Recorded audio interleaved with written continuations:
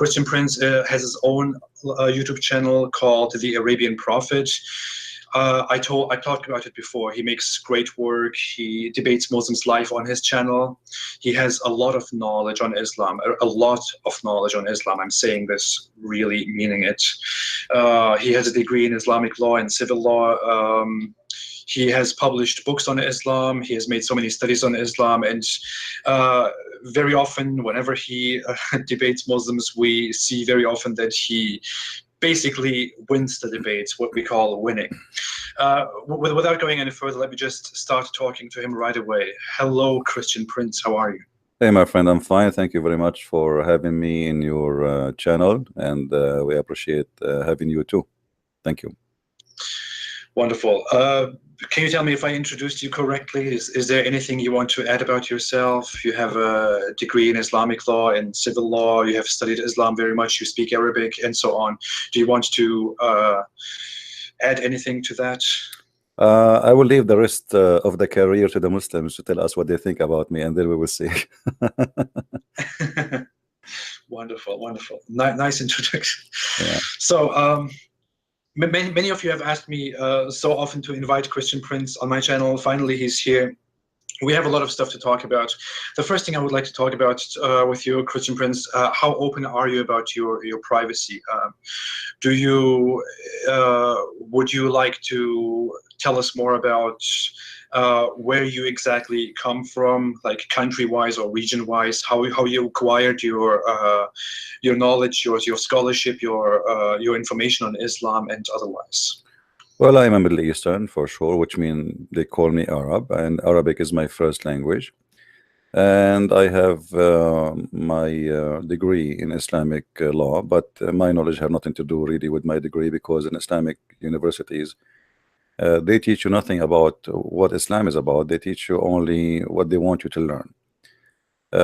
So most of the knowledge I earned, it's my own work and on my own study.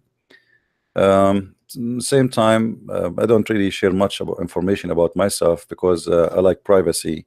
It's not because, you know, anything else. I mean, I like to be. I'm a private person, you know. I like freedom. The second you are a person who is, let us say, a public face, then wherever you go, even like you will have either people who like you or people who hate you. So I prefer to stay away from both, who like me and who hate me, and enjoy life better. I can very much understand that. I can very much deal with that. Well, as you might see, I chose a quite different approach to the public. I just made myself completely public, although I'm an ex-Muslim. I show my face and so on, but I see very much why you would choose to be private, because now that I show my face, I show my name and so on, it is really unbelievable how much abuse, how much insults, how much private investigations into my life take place because I criticize Islam. Why do you think is that? Why do you think Islam is the only religion that we can't properly criticize without getting so much backlash, without getting so much hate, so much persecution from the believers? Why is Islam the only religion that has this big problem? You know, Muhammad, he said, I've been victorious by terror.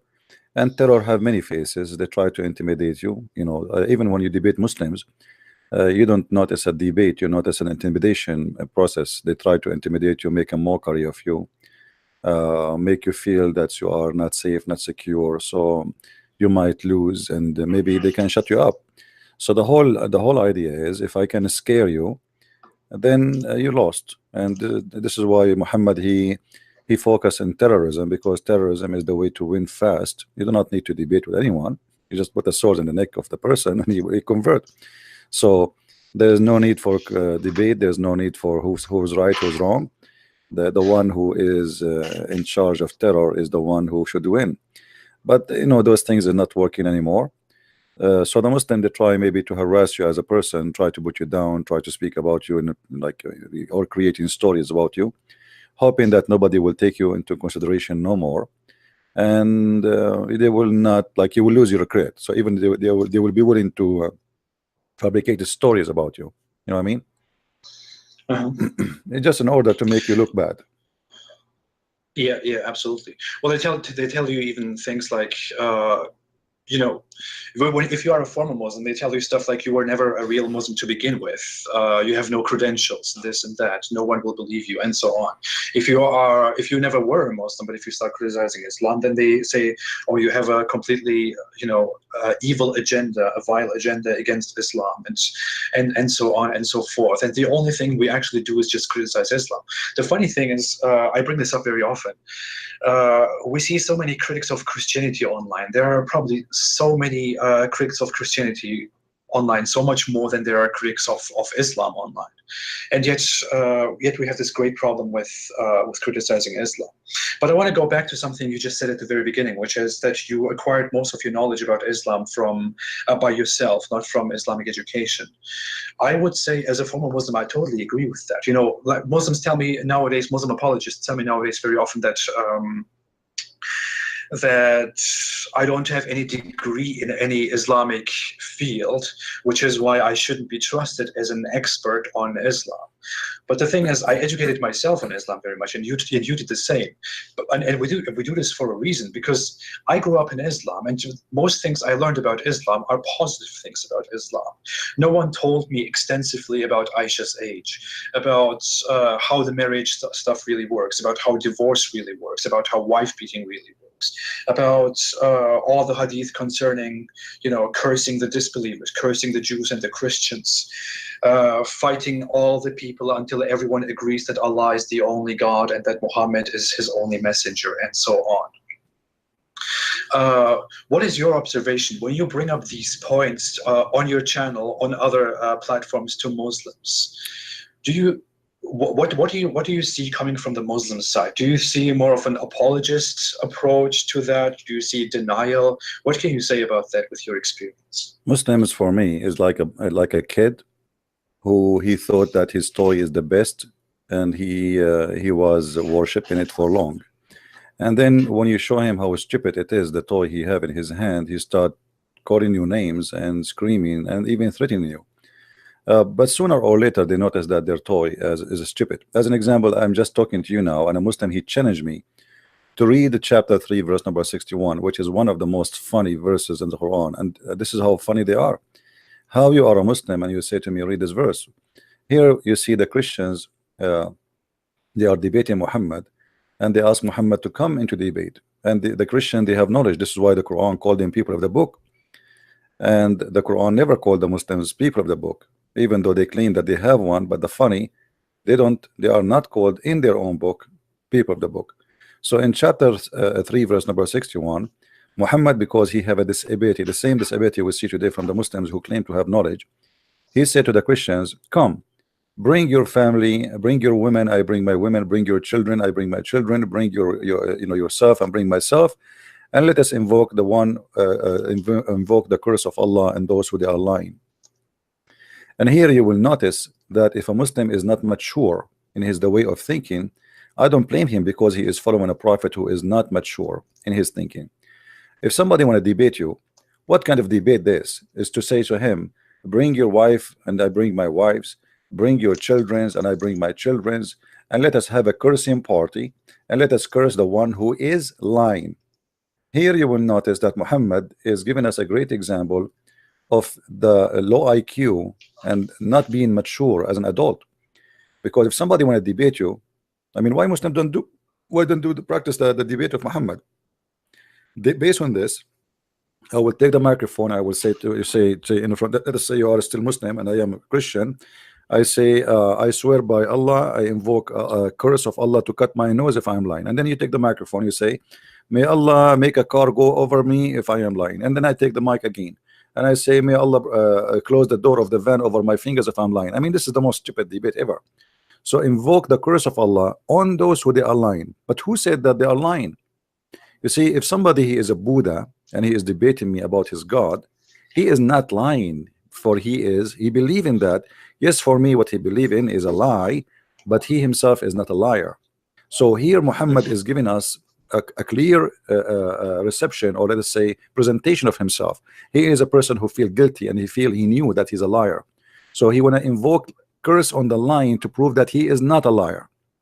It's the same as someone working in prostitution, she want to take an oath that she is not a prostitute, even though there's nobody accused her to be a prostitute yet.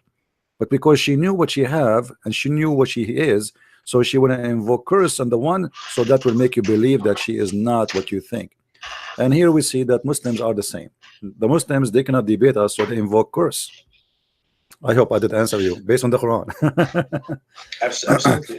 So we learn this, this is how we learn about Islam. Islam is not something legitimate. First of all, there's no legitimacy in this cult, and there's no rules. The rules is just a collection of rules Muhammad he put it together, and the Muslims themselves are confused which one to follow and which one is not to follow, because they keep saying this one is abrogated, this one is not abrogated. It's a madness. So Islam is not really something you can learn in a school. In a school, everybody praise Allah, everybody praise Muhammad. That's it. Anything else is not there. In the school, you can ask questions about silly stuff. As an example, you can ask, can I shave my underarm? Then you will see how many volunteers they will answer you. But the second you question who is Allah, they will kick you out from the school. So when the question is silly, everybody want to answer you. When the question is serious, you will suffer. Wonderful. A very sophisticated answer, actually. I would like to get with you into some of those lies that that we call lies that Muslim apologists tell us nowadays. I think I wouldn't say that everyone lies to us. I would say that many Muslim believers tell us things that are lies while completely believing that they are true. One of those examples, for example, is that the Bible and the Torah, or the Bible altogether, the Jewish and the Christian scripture, were completely falsified, and therefore that somehow is a justification for Islam to be a superior, to be the only true religion. When you get into further talks with that, you see that that many Muslims don't actually have any defensive standpoints on that. I mean, they don't actually have any well-substantiated points that they can use in that argument to make their argument in any way stronger. What would you say to those Muslims who claim that the scripture of the Christians and Jews were falsified by Christians and Jews, and that Islam was necessary because Islam brought everyone the right answer? What is your main argument against that point? Actually, this is a wonderful accusation, because this accusation is going to be against Islam, not against us. Remember, the Muslim believe that the Quran confirmed that the one who sent the Injil and the Torah is Allah. And if the Muslim is saying to me that the Injil of Allah is corrupt, so what's my problem? Obviously, he is shooting himself in the foot. He is saying to me, I have a funny God, his name is Allah. He keeps sending books, but he cannot keep even one copy of them to be accurate. And here we notice that the Muslim, the second you say that to him, he switched from attacking the Bible to change the topic. He will not talk about the Bible is corrupt no more, because this is not an answer he was waiting for. He's waiting for you to say, oh no, we have many manuscript, etc. No, don't do that. Don't waste your time. Let the Muslim say that 1,000 times, because by saying that, who in the world want to follow our God? He sent 124,000 prophet, and only one prophet they claim that his book is preserved. I mean, that is the most stupid God ever. Because imagine if I hire Allah to work in a library, a librarian, and then I'd say to Allah, I will give you this library and it's full of 124,000 books. And then after 1,000 years, I come back and I found in the shelf there's only one book. So who is the stupid here? Me or the God who could not preserve his own book? Because remember, those are not my books. You see, when a Muslim, he says to me, your Bible, I mean, I don't have a Bible. This is the book of God, supposedly, right? It's not my book. So when you say to me your book, this is silly. Actually, even the Quran itself calling us people of the book. And here you will find another stupid issue. How our book is corrupt, but yet you call our book, you call us people of the book. It's like saying the guy, he don't have camel, but the guy with the camel. But we don't have a camel anymore. So why you call us people, the people with the camel? You know what I mean? So they don't have they don't have intelligence. In the same time, as long we can show tons of verses from the Quran speaking clearly that the book which is given to the Christians supposedly never been corrupt, because the Quran says it clearly to confirm what is with them. And as long you are confirming what is with them, then that's mean you are confirming what is with them, and what is with them is the book, the Torah, and the gospel. So how you confirm what is with them, but yet the book is corrupt? You see, like as an example, chapter 2 verse number 89, chapter 2 verse number 91, chapter 2 verse 101, chapter 2 verse number 213. I mean, tons of verses saying clearly that the Quran confirm what they have with them in their possession, as we see. Actually, I'm showing it in my screen in my channel. So the Quran confirm what is in their possession. So when the Muslim he says that, he is speaking even against his Quran, speaking with knowledge, no knowledge, except stupidity and being a fool. And okay, if you want to be a fool, be a fool. So when a Muslim he say that the Bible is corrupt, I advise the Christian not to say no. Say to him, thank you very much, your God book is corrupt, and you will see how his face will change in a second. Same time, as long the Torah and the Bible is corrupt, how Muhammad he take an oath on in the Torah, as we see in this is Sahih Hadith. Muhammad the Jews they ask him about an issue of adultery, and Muhammad he told them, bring the Torah for me. And then after they brought the Torah for him, he placed the cushion, the one he was sitting in. After he brought the Torah, he said to them, okay, bring it. They brought it to it, and he withdrew the cushion from beneath of him, and he placed the Torah, saying, I believe in thee and in the one who revealed thee. Here Muhammad actually not only confirming the Torah is not corrupt, he is converting to Judaism, and he is taking Shahada. Because when you say that you are a prophet of Allah and you are swearing by the book saying, I believe in thee, and that is the Torah, and by the one who sent thee, which is Jehovah, that's mean Muhammad here trying to make himself look like a Jew, converting to Judaism officially.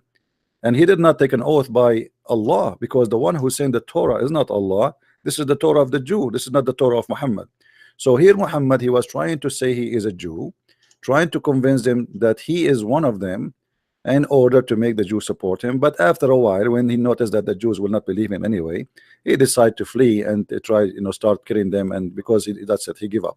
So everything the Muslim they speak about, when they speak about corruption, it is for our benefit, not for their benefit. I have no problem if a Muslim says to me that the book of Allah is corrupt, because, well, obviously your God is a shish kebab. Anyone can corrupt his book.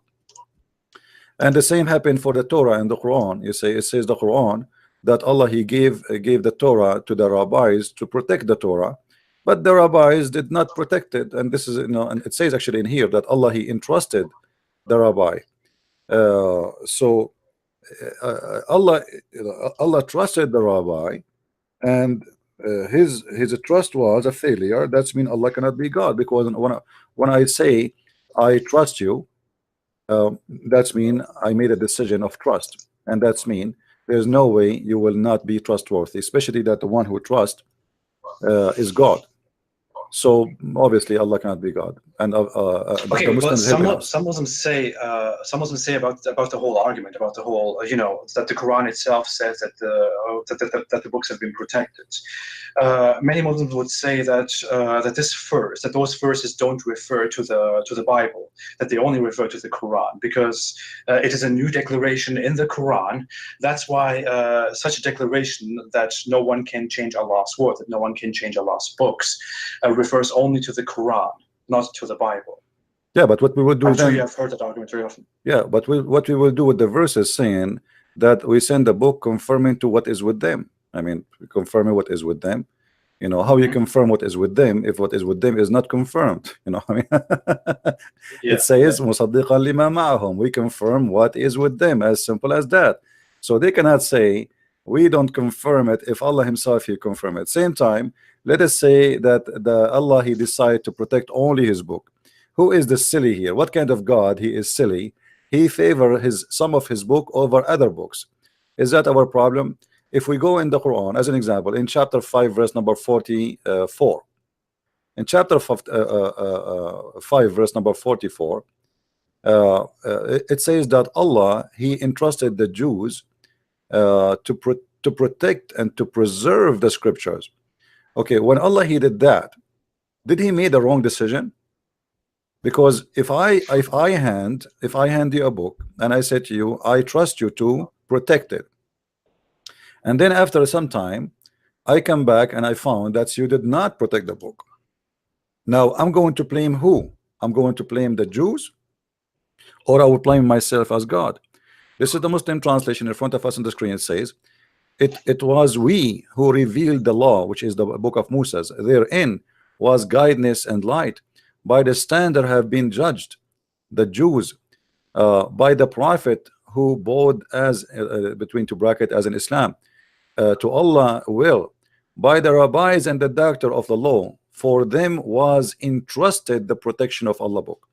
And here we notice that the Quran again making a stupid mistake, because if Allah is the one who made a decision to trust in the Jews to protect the book, and the Muslim they say to us that Allah is all knowledgeable, all knowing, and he knew the future, that means he should know that the Jews are not trustworthy and he should not give them such a job, because at the end of the day this is his book. So here when he said I trust you and the trust failed, that means Allah he do not know the future.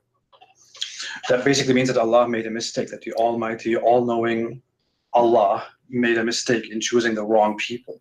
Yes, especially he said the trust, you know, because you see, when you take your money to the bank, why you don't take it to your neighbor? You take it to the bank because you trust the bank. You don't trust your neighbor, right?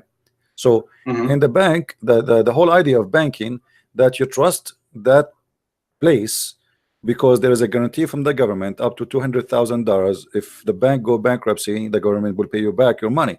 So we entrust the bank to give our money to the bank because the bank cannot get away with it. So the trust here is established, is confirmed. Now Allah, when he say I entrusted the Jews in protection of the book, and then the Muslim they say to us that the Jews they corrupt the book, that mean that the trust decision of Allah was a big stupid mistake, and Allah cannot be God, because God he knew the future. Okay, so to make a little recap about the whole thing is that as many Muslims know, even those who are watching right now and making nasty comments, as many Muslims know, every Muslim learns from childhood, from very early ages, that the scripture of the Christians and the Jews were falsified by the Christians and the Jews, and that's why Islam came down, the only true religion came down, and Allah protected his Quran forever, and it can never be changed. But this argument also implies that Allah, when he chose the Jews as his chosen people, as his chosen good people, when he chose them, that Allah made a mistake. Now, the average Muslim would say, no, it's not a mistake. It's just a presentation so that every one of us can see that even the highest people, that even the most blessed people can make big mistakes and turn toward falsehood. But that is not a really good argument, because that really didn't have to happen. That would mean that Allah wasted everyone's time, that Allah wasted thousands of years, at least 3,000 of years, trusting the wrong people on earth, trusting the Jews, when in the end the Jews would turn away from Allah. That would really mean that Allah chose the wrong people. This either means that Allah can't make good choices, that Allah makes wrong choices, that Allah trusts the wrong people, or this means that Allah deliberately set this up and made his own chosen people, the Jews, all go to hell and be condemned forever. There is no way out of this. This is not a rational argument. So Muslims usually don't think about this, because they just learn this as some kind of story, as some kind of backstory of Islam, and as some kind of justification against while the Jews and the Christians are wrong, and Islam is eternally right, and so on. But when you think further about the logic behind this, it either turns out that Allah is not really very smart, and he should be very smart because he's the Almighty Allah, or that he had a pretty evil plan for humankind that no other person in this world in our time would morally agree with. So really, when we talk about the whole thing about the Bible being corrupted by the Christians and the Jews, it is really not a good argument in favor of Islam. It is a very big argument against Islam, because it makes Islam look very, very weak, and it makes the proposed God of Islam, Allah, look very either low intelligence or quite evil in his plans. But I think everyone got the point. I would like to take some super chats here. Some people made some super chats. Thank you so much, Christian Prince. There are some super chats by S. LaRock, who said, Christian Prince, you have so many great sound bites. I'd love to make Abdul t-shirts. Others include shut up, son of Butak, got you busted. That's for you. I think there's no question attached to that. Another super chat by Mr. Werewolf Dude. By the way, if you don't want to attach questions to your super chats, I would suggest you do that, because don't waste a super chat. Make a super chat with a question so that we can come together and answer those questions. Someone else said, Kafir Linda Clark, thank you so much, Linda, for being here as always, said, Apostate Prophet and Christian Prince are a miracle, hearing you both together. Hallelujah. Jill17 said, you are doing good work. AP, thank you so much, Jill17. And then here's a question among the super chats by James Barrick, who made a super chat and said, can you briefly explain the difference between Shia and Sunni? Thanks. I think this is a good opportunity for you, Christian Prince, to talk a bit about the differences between Shia and Sunnis, and to also use that point to explain us what went wrong with Islam and what went wrong with in the history of Islam. The question is, can you briefly explain the difference between Shia and Sunni? You have the microphone. Thank you. Well, I don't see really too much different. It's just about how who is going to be more crazy and more infected with the virus. It's like each one of them, he have his own. It's like a one coin, but have two faces. It's the same. And both of them, they are violence, by the way. But the Shia, their violence is different. They are smarter. They practice taqiyya more than the Sunni, a lot more. Otherwise, all of them, they are the same. Both, they worship Muhammad. The difference is the Shia, they worship all the family of Muhammad. The Muslim Sunni, they worship Muhammad only, and they focus on him to be the star in the forehead of Allah. The Shia, they believe that there's all the family of Muhammad, Ali and Muhammad and his daughter Fatima and her children. All of them, they are not even a human. They are created from light. And the Sunni, somehow they believe in the same, but they have different approach. So both of them, they believe in the same thing. All the fight is that the Sunni, they supported the ones who fought Ali and his family, and the Shia, they are against anyone who fought Ali. So it is about power, because Islam is a religion of power. Seeking power is not about God. So Ali wanna be Khalifa, Uthman wanna be Khalifa, Umar wanna be a Khalifa, Abu Bakr wanna be a Khalifa. So all of them, they are fighting over power. And we see that right away from the early stage of Islam, the Muslims killing each other, to the point Uthman, the Muslim, they read his Quran today, supposedly they claim that this is his Quran. Not only they killed him, they cut his head, and before they do that, they took the hair of his beard one by one, making fun of him, torturing him. And after they killed him, they drag him in the street. And after that, they refused to bury him in any graveyard in the town. And this is the caliphate, who Muhammad, he promised him to go to heaven just because he gave him money. So Shia and Sunni, it's the same cult, the same madness, but they sponsor different politicians. So the Sunni, they sponsor Abu Bakr and his gang, and the Shia, they sponsor Ali and his gang. And now Islam is not about Muhammad anymore. It's about Abu Bakr and his gang and whoever after, and about Ali and his gang and whoever come after. So it's two gangs fighting each other. There's also a lot of hostilities still going on. There were so many more hostilities in the past, like, I don't know, a few centuries ago, concerning the Sunni Caliphate fighting against the Shia Imamate, and the other way around. Sometimes one had the upper power, sometimes the other had the upper power. The word taqiyya, by the way, which is also very often brought up by opponents of Islam, is something that has not originated within Shia Islam, but that has become very, very strong within Shia Islam. I want to explain that in a different dedicated episode, but the deal is basically that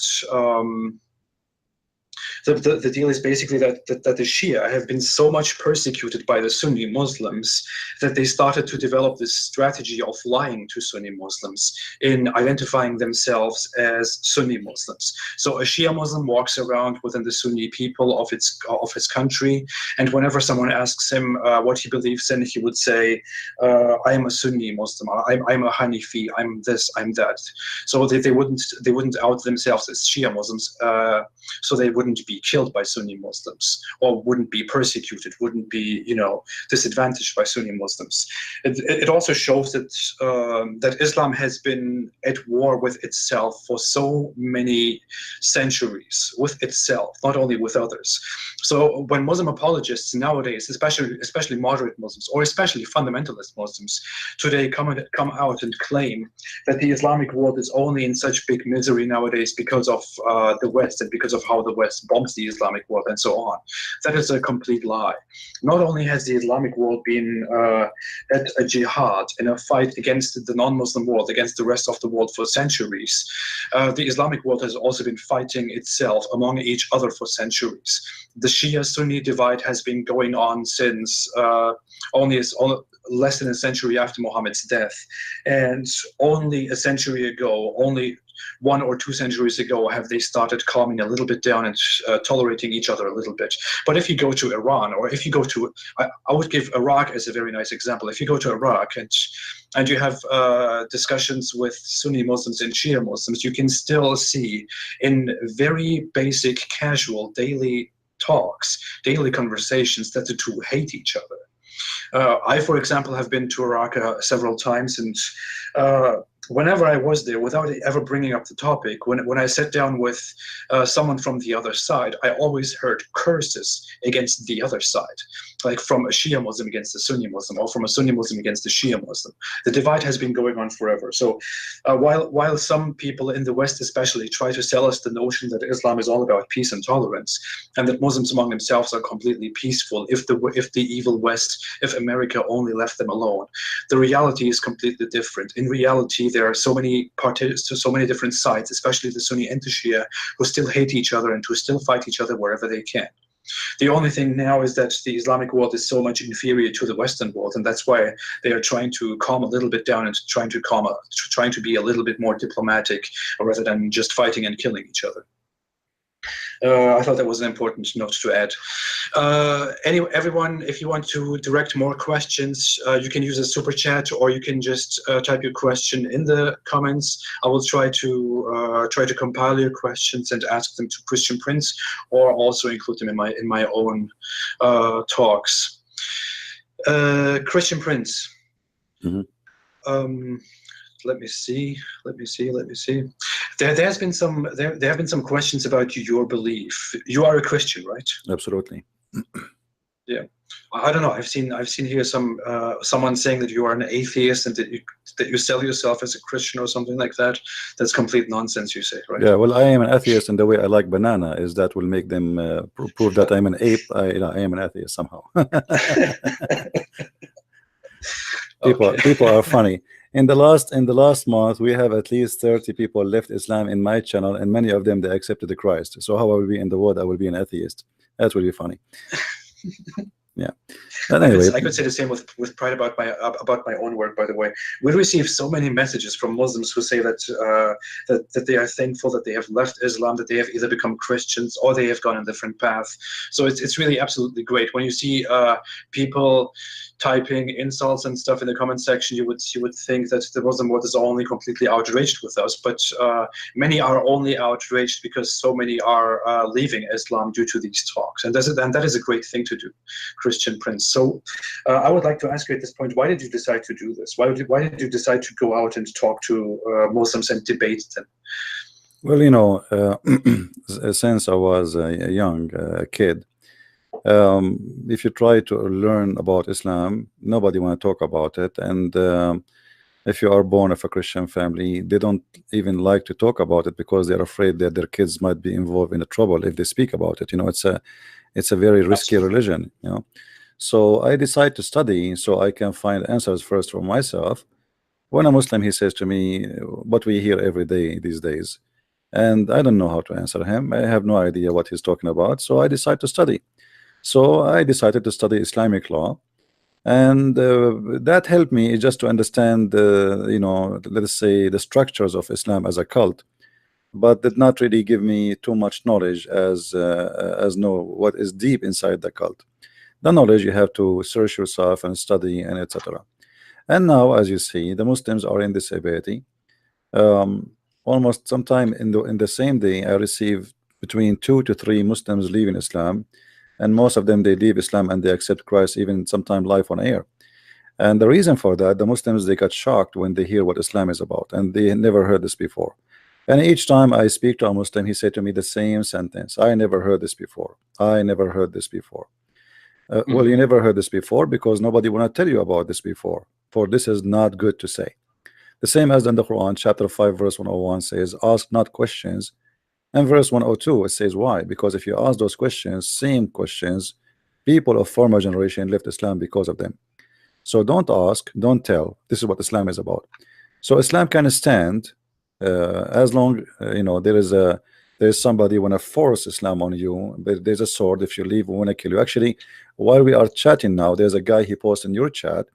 His name, I think, Abdul Rahman al-Dakhil. He said that for every ex-Muslim, you should know soon you will lose your head. You know, and this is how they can keep Islam surviving. You leave Islam, you will lose your head. But they cannot answer you, they cannot refute you, they cannot prove you wrong. So they threat you to. This is why when Muhammad died, the same day Muhammad died, thousands and thousands of people left Islam. So what Abu Bakr he did, you know, the Muslim after Muhammad, after he died, people they start leaving Islam. They decide to launch a war. It's called the War of Apostate, and I'm sure you know about it. Yeah, the wars. Yeah, why people they decide to leave? Simply because he forced them into Islam, and even the Quran he confirmed that. So Islam cannot stand questions, not only criticism. Normal question, a very simple question. As long like I have in the screen now, the Kaaba. If we ask the Muslims, you say you are not a pagan, so why you kiss a black stone? They say because the Prophet kissed it. Okay, why the Prophet kissed it? Because it's holy. Why it's holy? Because the Prophet kissed it. Very nice point, by the way. There's this hadith in which Omar, I think, or Uthman, I don't know which one. No, it's Omar, yeah, where he says to the black stone in the hadith, I know that you are of no benefit to me. If I didn't see the Prophet kiss you, I wouldn't kiss you. That's what Omar says in the hadith, right? Yes. You can confirm that, I guess. But this is absolutely ridiculous. Yeah, but this is a problem here, because simply that's mean Omar he confirmed that Muhammad either a liar or is a hypocrite, because why he is kissing a stone is useless.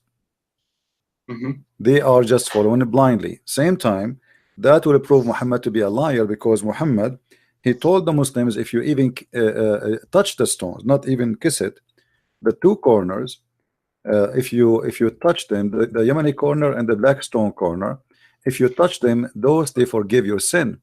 And then here we need to ask ourselves, how in the world touching stones can forgive sin if you are not a pagan? And this is what makes it more funny, that the Muslim, they claim that we are, as a Christians, me myself, you are not Christian, me myself is a pagan because we are not Muslims. But they are the one who believe in touching stones, touching those stones erase their sin. So who is the pagan here? So the stone, not only stone, I mean, the Muslims, they kiss a stone, they bow in front of a stone, they go around the stone, and they pray in the direction of the stone. So what if this is not paganism? What is paganism? Absolutely. I would like to say this again to everyone, to every Muslim who's listening. You might not be informed about this, or your scholars, your local imams might tell you that this is something very beautiful, very nice when you tell you about it. But there truly is a hadith where Umar says that he would not kiss the black stone because from the black stone there can be no benefit to him. But he is kissing the black stone because Muhammad kissed the black stone.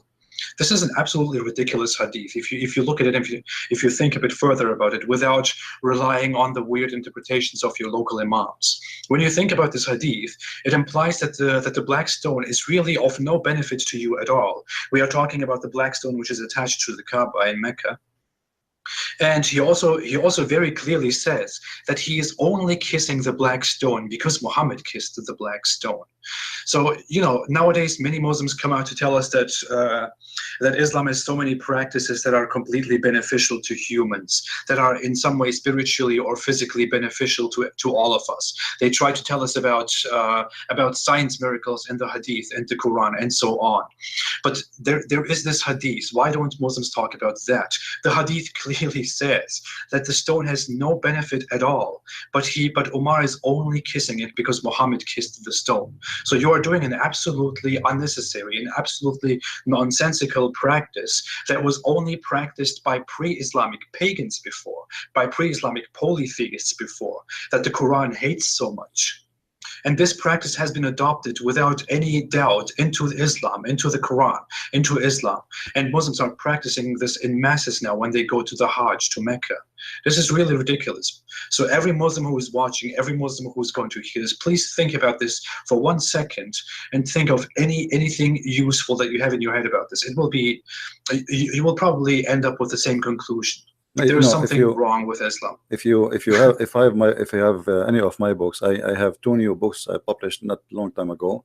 It's called Sex and Allah, variant number 1 and variant number 2.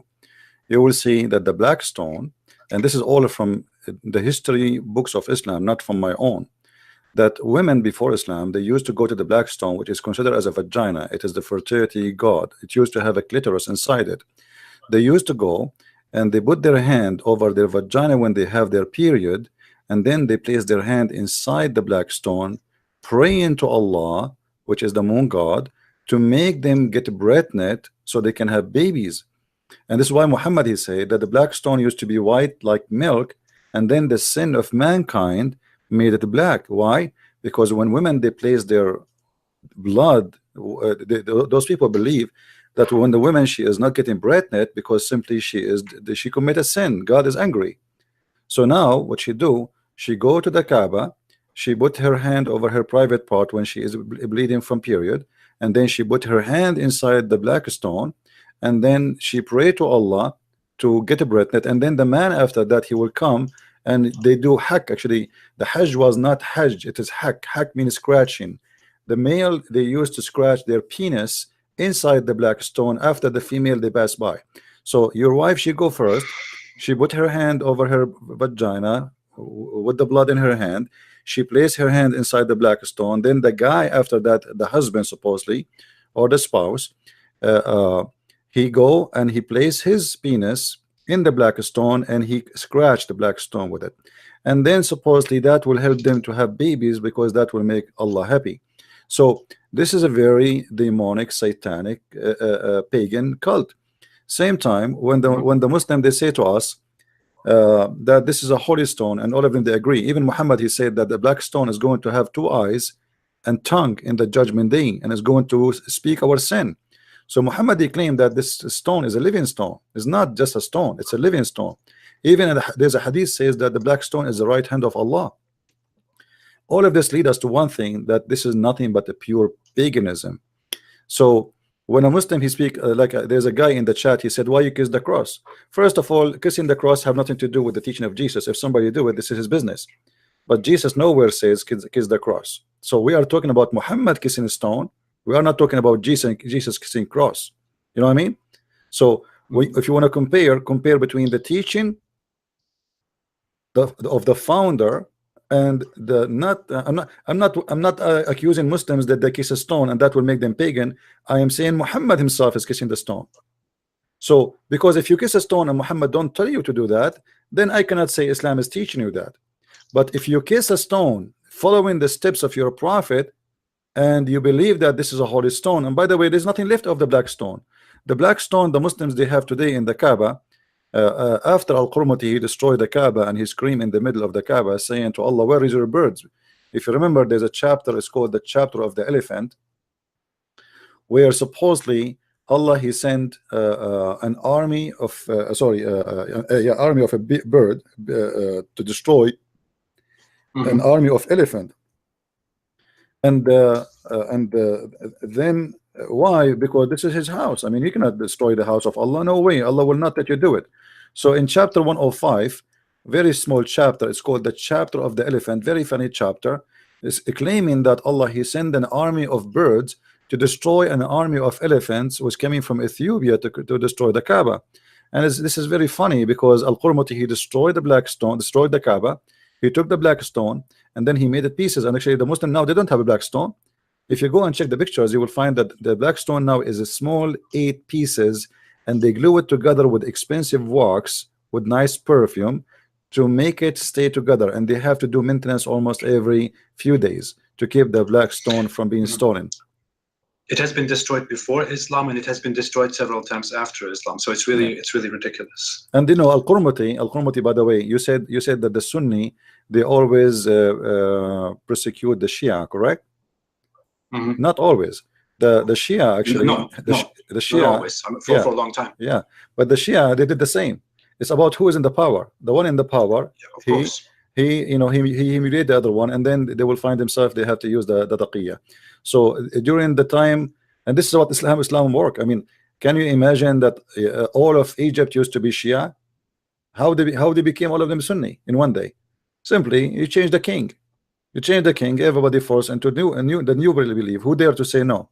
So when the Shia control in Egypt, the Shia, they were doing the same humiliation for the Sunni. When the Sunni control the you know, until now the Sunni now are the majority in Egypt. The Shia are very little. So if you are a Shia and you live in Egypt, actually not 2 years ago or 3 years ago, they killed a sheikh, a Shia sheikh, and they drag his body and then they cut him pieces. And the government, they could not do really anything about it. And this is why, because they are a small, tiny Shia minority. But if you go to Iraq, the story is the same, but the opposite. If you are a Sunni, they will kill you, they will drag you in the street, and if you are a Shia who live in Iraq but in a Sunni area, they will do the same to you. You know, like this what happened during the time of ISIS. ISIS, they go in the street and they shoot anyone as a Shia just because he's a Shia. So it's an ugly cult, and they practice what they learned from their God. By the way, that's also when ISIS persecutes minorities like the Shia in Islamic regions, they do that completely based on Islamic texts. They do that completely based on Islamic hadith that they also cite. One very important hadith that exists that ISIS has cited forever is even a prediction is even a prophecy by Muhammad about the future, where Muhammad says that in the future there will be people who will pray, who will act like Muslims, who will dress like Muslims, and so on. But their faith will not go beyond their throat, or something like that. I don't know. You might know the wording a little bit better. But the hadith literally says, wherever you find them, kill them. This is what the hadith literally says, and this is an end-time prophecy in Islam, and that's also what ISIS cites when they go around and kill Shia Muslims and other people. So it's really ridiculous once you get into all these topics. Once you approach Islam a bit skeptically, all the disgusting stuff that you find out about Islam, all the disgusting stuff that they don't tell you about Islam when you are a little child who grows up in a Muslim family. I mean, I was subject to the same way of education. We have been told from childhood that this is a beautiful religion, this is the truth of all time, and so on. But once you grow up and once you look into into the matter by yourself, you will find out so much cancer in your Islamic sources that it will make your stomach turn. So, as said, by the way, a little anecdote to what Christian Prince said. Egypt and a very large Muslim region was once ruled by the Shia Muslims. It was called the Fatimid Caliphate at one time, and other times it was under different names. And the Shia even ruled over Mecca and Medina. Many Muslims think that is something impossible because they believe that the lands have been under their own true guide forever. But that's not true. Mecca and Medina have been ruled by the Shia, and Sunni Muslims consider Shia Muslims not Muslims. They consider them kuffar. They consider them munafiq, so which means heretics or hypocrites. So I don't know, we have said so many things that tell us that the basic education that a Muslim receives is completely false, as it turns out when you study Islam by yourself. And this is just one of those things. It's really crazy. So every Muslim who is listening, please open your book, open your Quran, open your Hadith books, and start reading it by yourself. If you really need to get a second opinion, if you really need to listen to scholars, read the interpretation, read the exegesis, the tafsir of Ibn Kathir. You will find so much disgusting stuff in that. You will probably join me in criticizing Islam in the future if you do that. Or you will join Christian Prince in criticizing Islam. I don't know, whoever you join. By the way, a short thing to say, if you want to make a super chat, guys, please, I can't see the super chats that you make on Christian Prince's channel. We have the live chat open on both of our channels. I can only see the ones that you make on my channel. So I'm sorry if I miss those on the other side, but let me quickly squeeze those in for you, Christian Prince. Falco XTZ said, did you know that Blackstone got destroyed and robbed? Yes, we just talked about it. Thank you so much, Falco. Misty Radical Love Miranda said, do you think that Muhammad might have got different revelations than what his followers put in on the original Quran? We love you both. Thank you both. Well, thank you so much, Miranda. I would say that that we don't even know what Muhammad really received, that we don't even know what Muhammad really said, because the Quran that we read today is completely based on what other people after him present us, what Uthman after Muhammad put into the Quran. There might have been so many more things inside the Quran. There have been actually, according to Islamic beliefs, some things in the Quran that have been later abrogated and removed from the Quran. And there might have been so many more things missing from the Quran, or so many more things added into the Quran. Christian Prince, what will you say about this? Well, I don't really care if the Quran was original, is still original or not, or it is corrupt, because I cannot prove the corrupt to be corrupted twice, and there's no point of it. I believe this is a false book anyway, and the Quran is filled with the stories proving that this is a false book. A God who says that the sperm is coming from the ribs of the women cannot be God. Women have no sperm. A God who says the man have a sperm coming from his backbone. This is very silly, and all of us, we know what testicles do. A God who do not even remember which one he created first, the stars or the trees. That cannot be God. I mean, the Quran is a chain of madness. God who teaches that he have hail coming from mountains in heaven, and this is how hail is created. This is a silly God, a God who teaches in the Quran about a flying carpet for Sulaiman, and Sulaiman, he have an army of genie and birds and chickens. I mean, you have to be a mad person to believe in such a fiction stories. So for me, I prefer to stay focusing in the Quran as they have it today, not in the corruption of the Quran. However, if we go as an example, there's a big scholar, his name is As-Suyuti. As-Suyuti alone, he reported that there's more than 57 corruption in the book, and the corruption we are speaking about is huge. As an example, As-Suyuti, he says, and he proved that from for sure from other Islamic scholars and reference, that the chapter of Al-Baqarah used to be equal to the chapter of Al-Ahzab, and that means there's hundreds of verses are missing in one chapter alone. Just one chapter alone, hundreds of verses are missing. So according to Umar al-Khattab, that the Quran was 1,027,000 letter. That means there's more than 80% of the Quran is gone. Actually, even the Hadith, which the Muslim Sunni they believe in, it confirmed that when Muhammad he died, Aisha, she said that the Muslims were busy with his death, and then a goat came and ate the Quran, and right now there's many verses are missing, we cannot find them. So the Quran is corrupt or not, it's a stupid book anyway. But is it corrupt? I believe nothing in the Quran is a Quran, because I believe the Quran is a collection of stories, and there's no guarantee that one word is coming from Muhammad. Who is Muhammad? We do not know. Like you see the Muslims, I saw videos saying that the book written by John who? The book written by Matthew who? And by the way, if you open the book of John, you will see John speaking about himself, who is he. But if we open the book of Quran to see who is Muhammad, we don't know. We do not know his name. We do not know, because Muhammad is not the name of Muhammad. This is why the Quran sometimes says Ahmad, sometimes say Mustafa, sometimes say Ahmad. So who is Muhammad?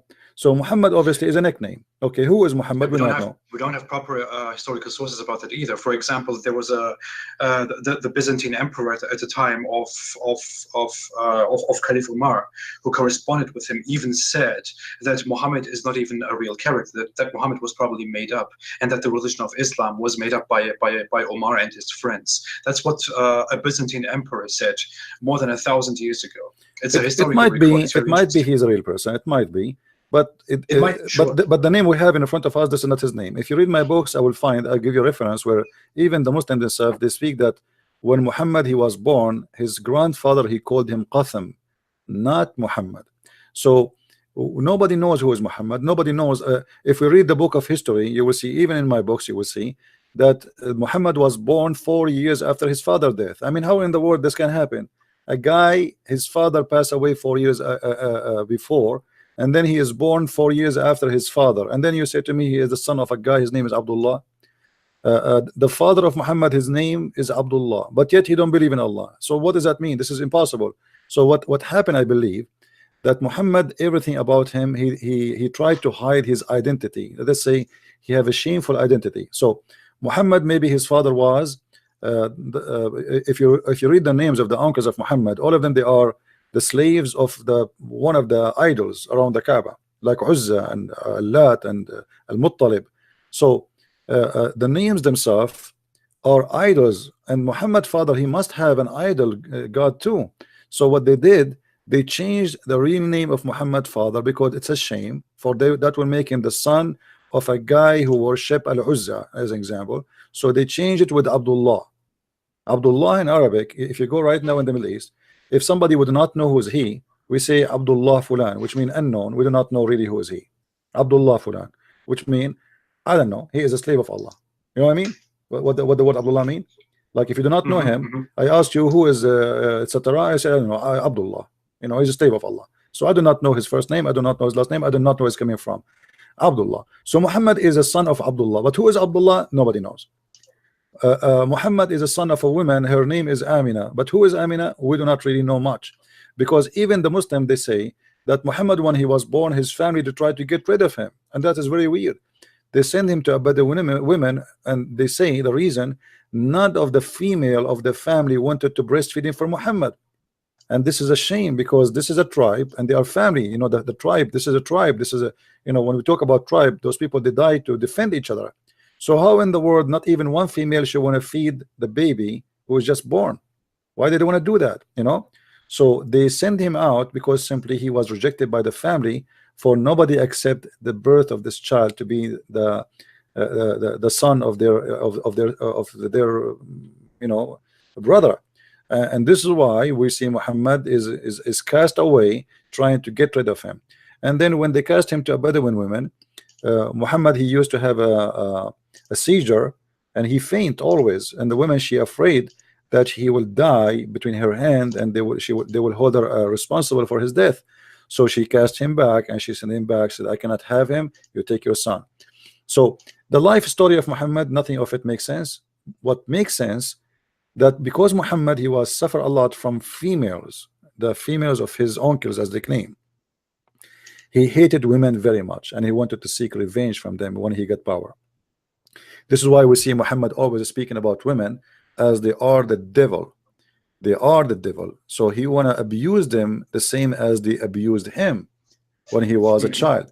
So we see Muhammad, he says, like even when he have sex with the women, he says that women, she approach in the image of the devil, and she leave in the image of the devil. Yep. Okay, thank you so much. I would like to answer some questions. Time Space said something interesting. He basically said, why are there so many hadiths that are so much concerning that when humans read it, they would question Islam? Did the authors of the hadith not think about these things? Well, I would briefly say many people don't really know how the hadith came into existence. The hadith are even more complicated, even more weird than how the Quran came into existence. The Quran came into existence by compiling different oral and written notes by different people who were supposedly around Muhammad when he made his revelations, which is why the origin of the Quran is so questionable. As Christian Prince said right now, there are so many complications within the Quran. We don't even know who wrote it. We don't know who the Muhammad is it talks about. We don't really know the context of many things in the Quran. There's also something very interesting that I would like every Muslim to consider, which is chapter 9 in today's Quran. According to a very authentic hadith that we can all find and see, the story of chapter 9 in the Quran is a very ambiguous backstory, because when the people were compiling the Quran, they had the chapter 9 before them, in front of them, but they didn't really know where to put that chapter. They saw the beginning of the chapter, they saw the end of the chapter, but they had no idea where to place that chapter.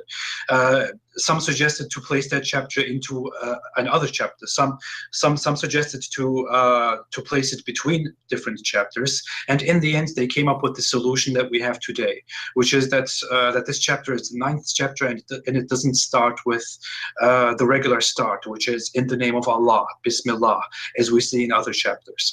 So the hadith very clearly say that the people, when they were compiling the Quran, did not know what to do with the 9th chapter, because Muhammad died before he gave them further instructions on what to do with this Quran. But when you are a Muslim, you learn that everything was completely, perfectly planned and arranged, and Allah revealed the message to the Muslims. Muhammad gave the Muslims the message, and the Muslims knew exactly what to follow and what to do. When you read the authentic hadith, you see the opposite. The people were just standing there with several papers, with several notes that they compiled, and they didn't know what to do with this one specific chapter. That's why when you read it today, it sounds very weird. I want to take 2 super chats. Michael Wilcox said Muslim scholars admitted that Bismillah is not in the old Quran. That's a very interesting thing to talk about. Just a second. MKC420 said, why do Muslims claim that a golden ratio is a Muslim miracle? I would like to give you one of those questions, Christian Prince. I would like to answer the thing about the golden ratio very quickly. Well, the golden ratio. For those who don't, sorry. Yeah. The golden ratio, Yeah. if it's true, that proves the Trinity. Because the well, golden. I would like to say very simply, the golden ratio is nothing to be to take miraculously, especially when we talk about the Quran and Islam. What Muslims do very often is that they point out the golden ratio. They say, where you put the golden ratio on a world map, you will find Mecca in the center of it. No, I did that. Actually, this is false. I did that, and I made a video about it. This is false. It's not true. It's false. It's false. Absolutely. The only way to make the Mecca, as they claim, first of all, the golden ratio based on in the calculation they try to do, it's based on fake line we made. You know what I mean? The degrees, the divide of the earth, it is us we made. This is not real.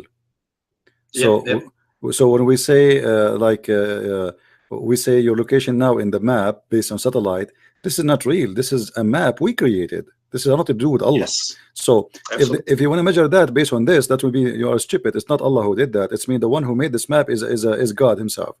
Secondly, even the calculation is wrong. We can do it, and the only way to make it correct, actually, according to them, is to have the earth to be flat. Same time, yes. When a Muslim he speak about the location of the Kaaba. Just today I was making a video about how the Kaaba is in the worst location. Actually, today the Kaaba, by the way, is under attack by cockroaches. I don't know if you saw the video I made.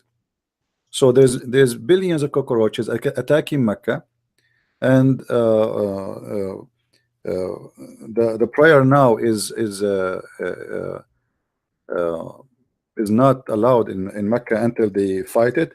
But if you go to the live broadcast of Mecca prayer, it's still going, which means this is a recorded prayer. Now, if we go in the, I will show you in the screen. If the Muslims say that the Kaaba is based perfectly by Allah, then how the Muslims explain to us that the Kaaba in the worst location ever to be? As you see here with me, this is the Kaaba is flooded by the sewage. Each time little rain come, the Kaaba will be covered by the water of the sewage. So let us say this is the golden ratio of Allah, and Allah he chose the Kaaba in the best location, and then Allah he put it in a place where the Kaaba will be always flooded and damaged, because by the way, now the Kaaba, now they put the rocks together by concrete, but before it was mud. And you know what water do to mud, right? The water will destroy the structures.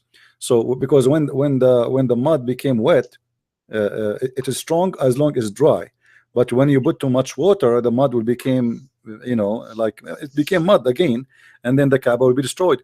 So how they say to us that this is a location designed and chosen by Allah, and as we see in the screen, those who they are watching in my channel, the Kaaba is almost covered by the water, which is a dirty water, because remember that the Mecca does not have a sewage. The Kaaba, the houses in Mecca and most of Saudi Arabia, there's no sewage.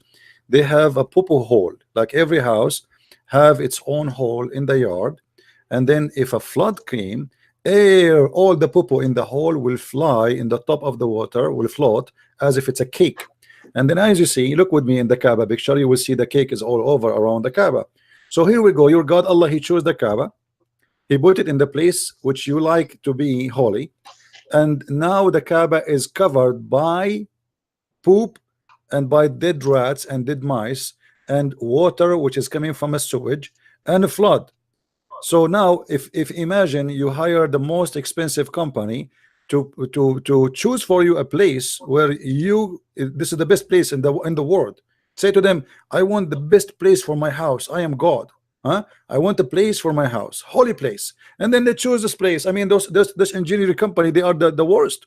So if your God is the one who chose this is mean your God is an idiot. He could not choose better place. Same time, let us say for the sake of argument, Allah is the one who chose this place, and now after that he noticed that the Kaaba is flooded. Can't Allah move his finger? The Muslim, they say to us, if Allah want to fix something, he said B is going to be okay. Allah say to the Kaaba, all the ground under the Kaaba go up, so when the flood come next time, the Kaaba will not be flooded. Obviously Allah is not God. This is a silly statement. And the golden ratio makes no sense. Christian Prince, finally, what would you say about the whole thing? I've seen so many people talk about that the Mecca that we see in the Quranic description is not the Mecca that we have today. And some critics of Islam have suggested that the actual Mecca in the Quran was at a different place, like Petra, that the Kaaba was in Petra, and so on. I don't really go very much into those theories because I don't think that there is enough proof, enough evidence that we can take to really talk about something like that firmly. But what do you think about those arguments? Well, you see, there is a temple in Yemen, not in Petra. It's called Al-Maqqa.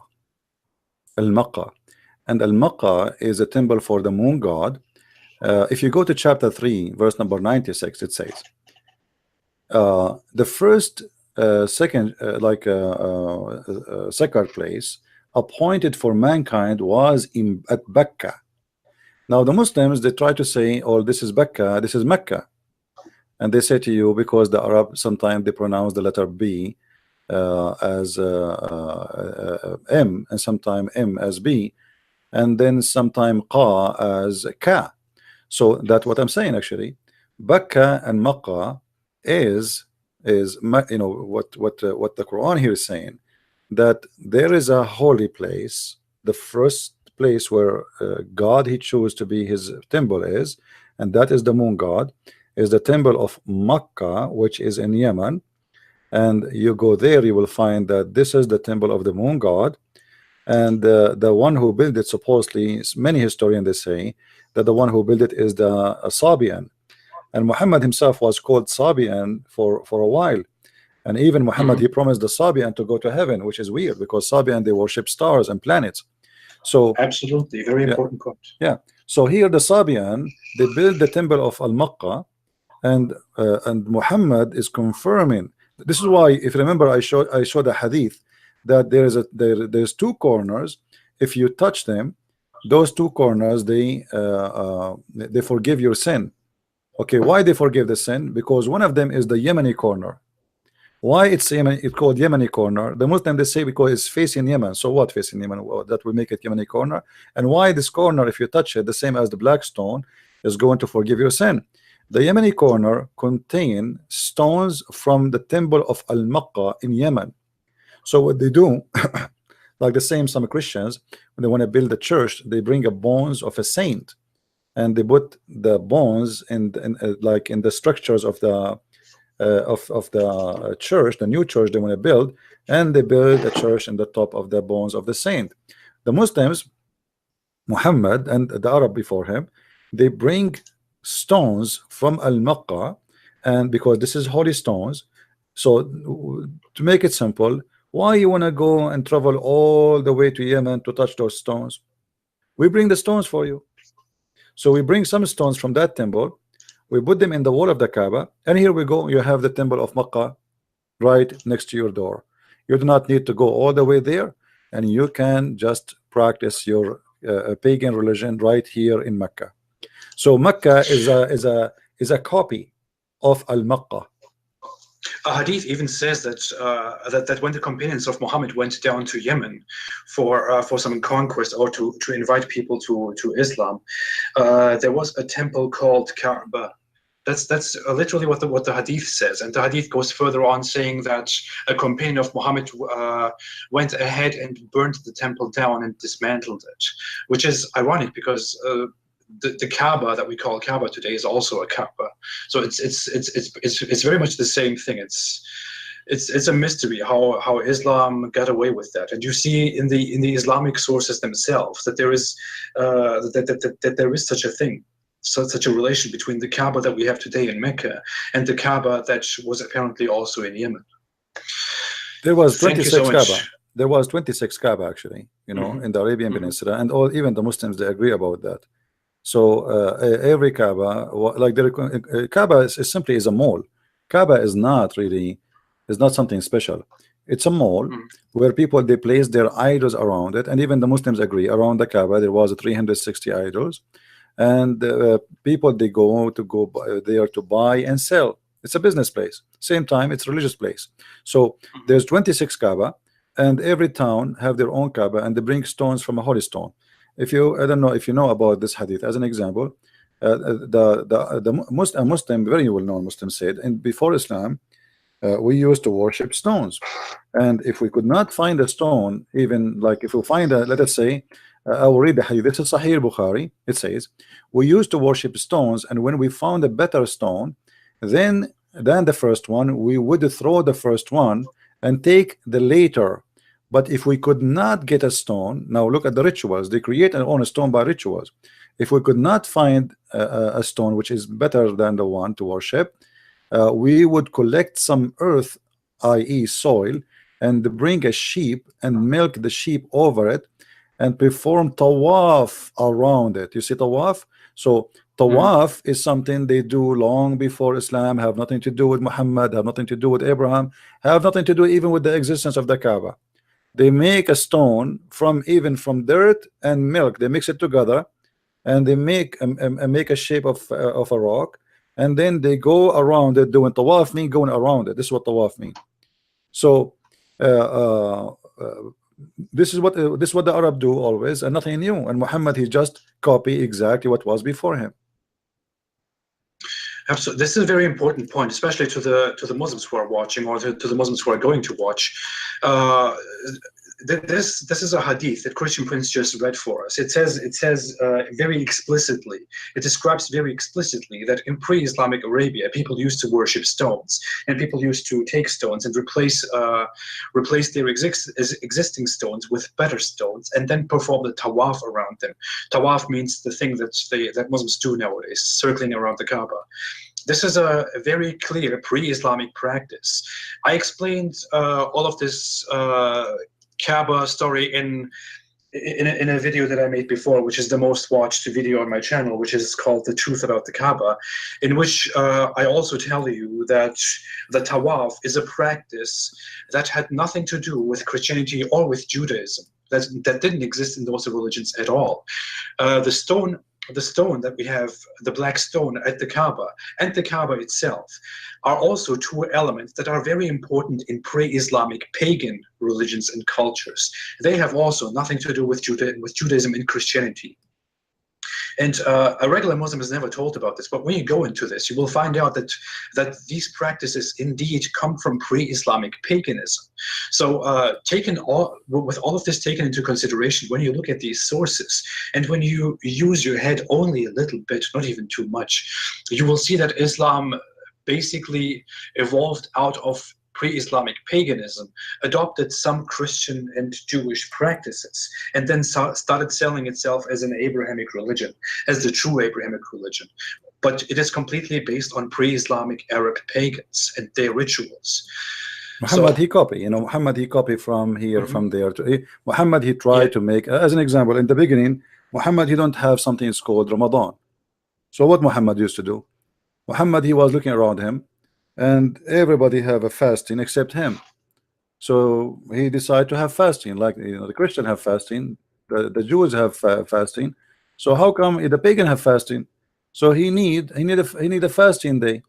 So he decided to come with the fasting. So he was, he looked around him. Some hadith they say that he copied from the Jews Ashura. Some they say he copied from the pagans. So the pagan used to fast Ashura, and even Muhammad, he said that the one who fasts Ashura, Allah will forgive his sin for the last year which passed. This is how important it is. Just if you fast Ashura. And now if you ask the Muslim, do you fast Ashura? Muslim, they say no. Okay, how this fasting was so important to Muhammad, to the point if you fast in that day, will forgive all your sin for the last year. They say to you, because at that time Muhammad, he did not have Ramadan yet.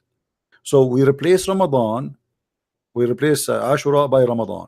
Okay, well, if you are saying to me that one day fasting is going to forgive the sin of all the year, that means this day is better than Ramadan. Because if you fast the whole month of Ramadan, you will not have your sin forgiven for the past year. But if you fast this day, your sin is forgiven for the whole past year. But here you will notice Muhammad, he was trying just to make an excuse to accept this fasting, to make it as his fasting. And when he found something better, the same as the hadith about the stones, we find better stones, we leave the stone before it and we go to the new stone. Here Muhammad, he found Ashura is a way to make himself look like a prophet. And then he liked Ramadan better, and because this is what the Sabian they do. So he wanna be hypocrite as a Sabian. So he told them, okay, Sabian, I will do what you do. You fast Ramadan, I will fast Ramadan. The Sabian they do ablution. Okay, we will do ablution like the Sabian. Exactly the same. So Muhammad, he copied everything he have from somebody. Nothing he have. The only thing Muhammad is his own fabrication is verses in the Quran about sex or money. So like Muhammad wanna sleep with women, he make verse says any woman she wanna give her vagina to the prophet so he can sleep with her. That is Muhammad fabrication. But most of the rest, as an example, the carpet of Sulaiman, this is from the legend of the Jews. The seven sleepers, this is a story written by the Christians, fiction story. The Christian, they wrote it just as an example how the Christians are persecuted and one day they will be victorious. The story of Alexander the Great, how he found the sun sitting in murky water. This is a fiction story written by a Syrian writer who is speaking about the real figure, which is Alexander the Great, but the story itself is a fiction, that he went all the way and he found the sun sitting in the murky water, and then Muhammad, he adopted all those stories and he put them in the Quran, and he claimed that he received those from his God. Thank you very much. Thank you for the clarification. I want to take two more super chats. MKC420 said, thanks AP, keep up the good work. Thank you so much for the super chat. And Oscar Begol said, wasn't Muhammad a victim of Satan himself when he flirted and married Zainab? Because the hadith says Satan is the third when a man and a woman are together. Very good point. I don't think we have to go very much into this, but a hadith indeed says that if a woman and a man are together, which refers to an unmarried couple that could get married, then the third of them is Satan. But Muhammad was also alone with Zainab, according to biographies of Muhammad, and Zainab was the wife of his adopted son. And then he ended up marrying the wife of his adopted son. So it appears he was very much the victim of what he himself said. We could also see this as Muhammad packing his insecurities into the hadith, into his preachings to his own audience. So when Muhammad saw that something was not really was not really good for society, but it happened to him. He apparently included this in the hadith. And along with that, we also have so many weird teachings, like that a woman approaches and retires in the shape of Satan, and so on. Very good point, Oscar Bigol. Thank you so much. I would say, Christian Prince, that we stop here at this point. We have talked for about 1.5 hours. It was a very, very great live chat. You have made very great points. I think there is so much in this live chat that Muslims can take out of, and that they can go on to and think further about their own religion and discover that there is something wrong with Islam. You have made very great points. I appreciate that so much. So thank you again for joining, Christian Prince. Thank you very much for having me. Do you have any last words to our audience? I say to everybody who is listening, anything I say to you, or I don't know, Apostle the Prophet, if we say something to you, check it out. If it's a true, laugh at us. If it's not true, laugh at us.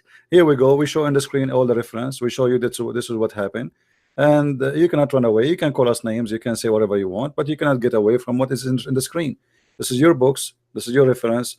It's not us who print it. It's not us who preserve it. It's not us who copy it by heart, and it's not us who brought it to you. It's in there, but you did not read it, and now we are sharing it with you. So don't be upset from what we share with you. This is your cult. Live with it. Thank you very much for having me, my friend. Wonderful. Thank you so much for joining. Thanks everyone for joining. Thanks again. I will be back very soon with a dedicated video, probably this week. I'm still trying to recover from my little health. All right, guys, we are done with the Apostate Prophet. I hope we have a good time.